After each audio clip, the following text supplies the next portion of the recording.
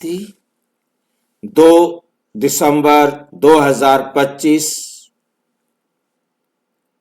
आज की साकार मुरली रंगीन बड़े बड़े अक्षरों में पढ़ें, सुने और मंथन करें। हम प्रतिदिन प्रातः 4 बजे, 6 बजे, शाम को 4 बजे, 8 बजे 4 बार मुरली मंथन करते हैं। आप ओम शांति भाई जी। जब भी जुड़ना चाहें जुड़ सकते, जिसके लिए इसी वीडियो के डिस्क्रिप्शन बॉक्स में लिंक दिया हुआ है गूगल मीट का, जिसके द्वारा आप जुड़कर प्रश्न भी पूछ सकते हैं, अपना सुझाव भी दे सकते हैं। और यदि आपको लिंक नहीं मिल रहा, लिंक मिल रहा है तो खुल नहीं रहा, उसको खोलने के लिए उस लिंक को आपने कॉपी करना है और ब्राउजर में आपने पेस्ट करना है तो ये लिंक खुल जाएगा। फिर भी नहीं खुलता है तो आप सामने जो वीडियो देख रहे हो इसमें नीचे चलती हुई लाइन में व्हाट्सएप नंबर दिखाई दे रहा है, उस पर प्रश्न पूछ सकते हो। वीडियो का गूगल मीट का लिंक पुनः प्राप्त कर सकते हो और आपका कोई सुझाव है तो वो सुझाव भी आप दे सकते हो। अच्छा, ओम शांति। आज की साकार मुरली का सार। मीठा मीठा बाबा कहते मीठे बच्चे, तुम्हारा वायदा है कि जब आप आएंगे तो हम वारी जाएंगे। जब आप आएंगे तो हम वारी जाएंगे। अब बाप आए हैं, तुम्हें वायदा याद दिला दे। अब बाप आए हैं, तुम्हें वायदा याद दिलाने।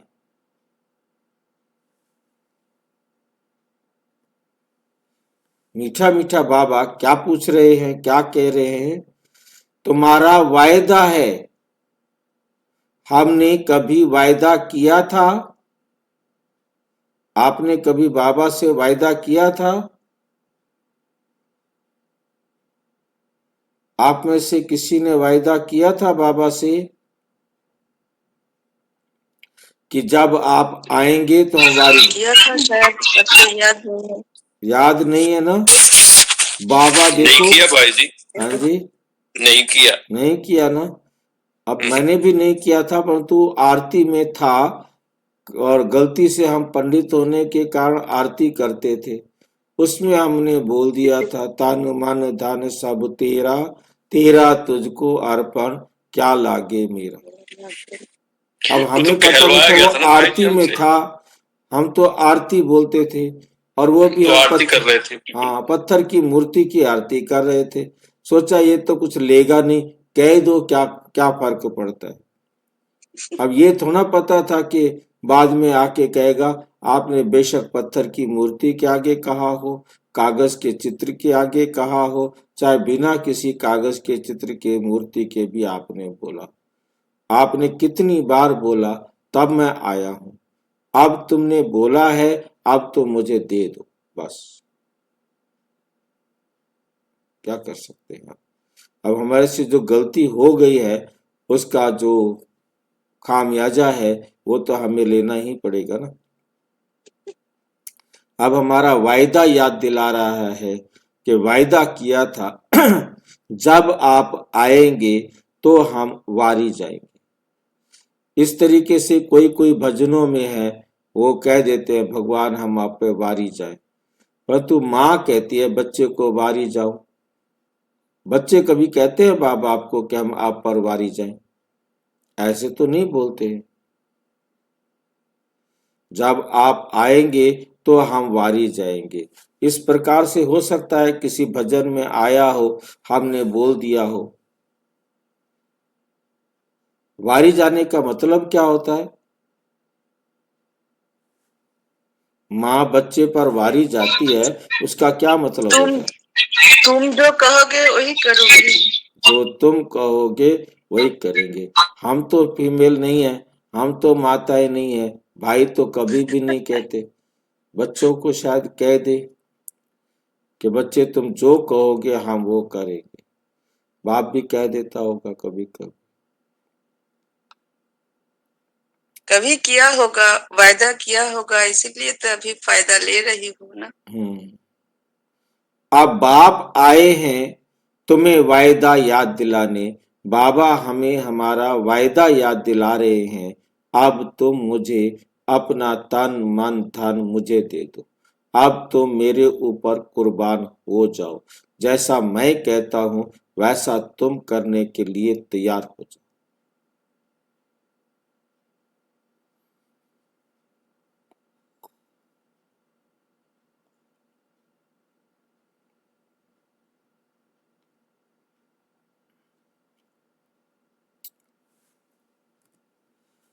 प्रश्न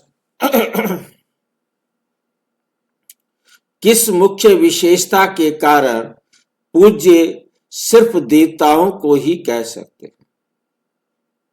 ऐसी कौन सी विशेषता है जिसके कारण किस मुख्य विशेषता के कारण पूज्य सिर्फ देवताओं को ही कह सकते?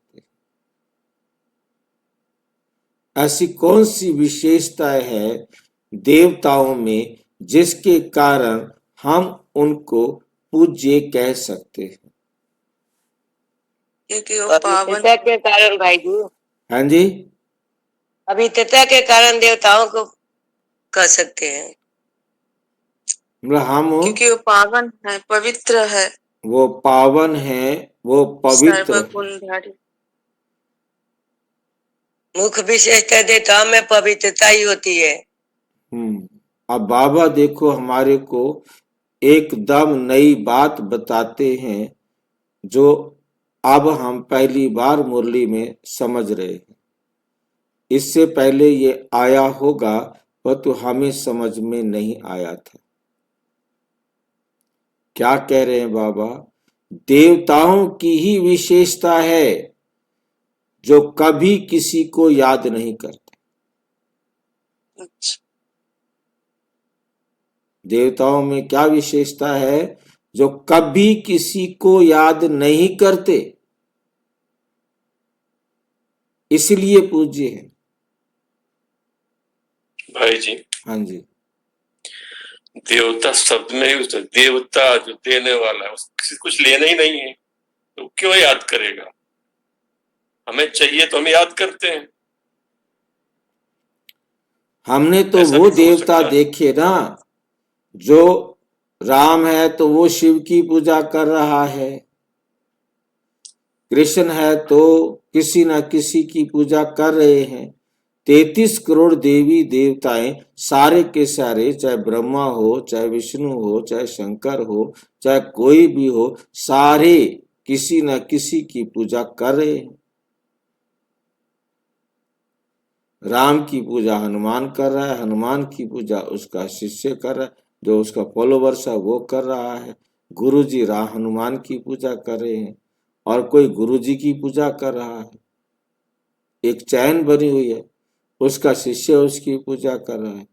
तो चाहिए ना भाई जी कुछ पूजा तो द्वापर से शुरू होती है ना भाई जी। सज्जु त्रेता में पूजा तो होती नहीं है, सारे देवताएं ही देवताएं होते हैं।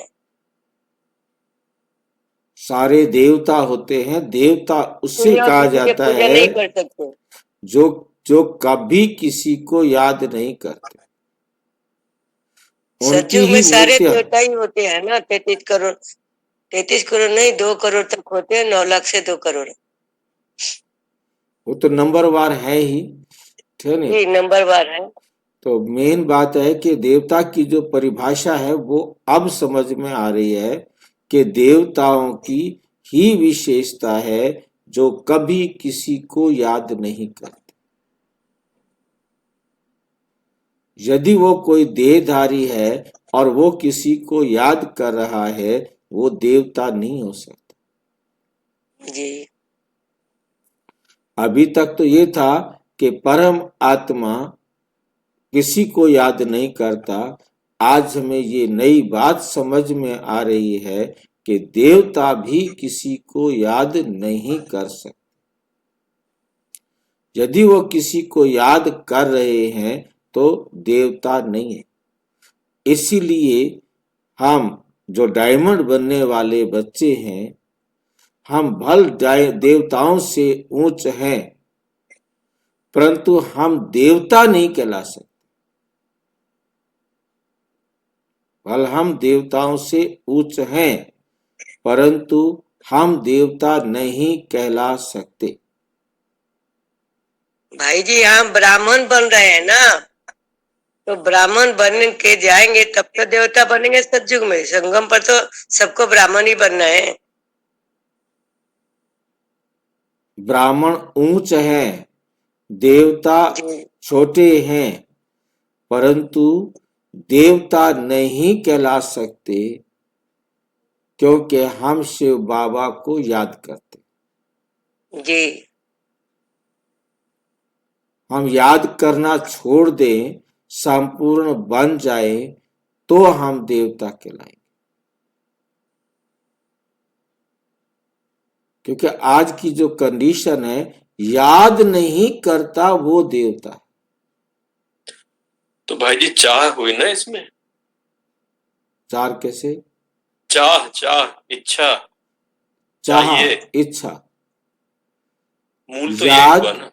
उससे किया जाता है जिससे कुछ प्राप्ति होती है, चाहत होती है, इच्छा होती है।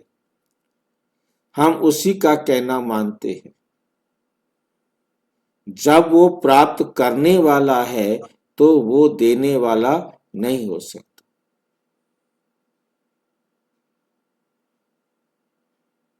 वो तो भिखारी हो गया ना, कैटेगरी बदल गई होगी वो तो। ना बाप को याद करते, ना किसी के चित्रों को याद करते। किसी के चित्रों को भी याद नहीं याद करते। करने की जरूरत नहीं पड़ती है ना किसी को भी।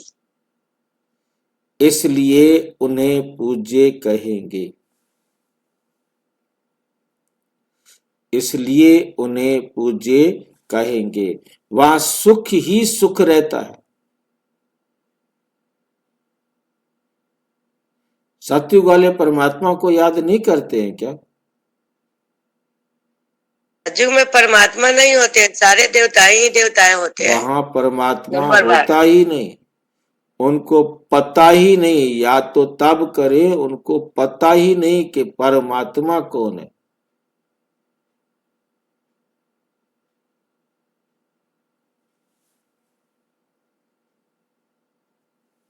इसलिए किसी को याद करने की दरकार नहीं।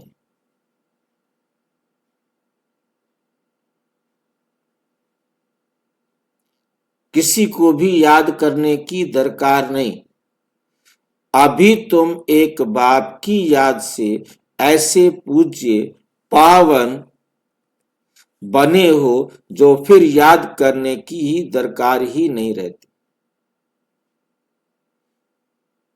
फिर तुम्हें किसी को याद करने की दरकार ही नहीं रहती।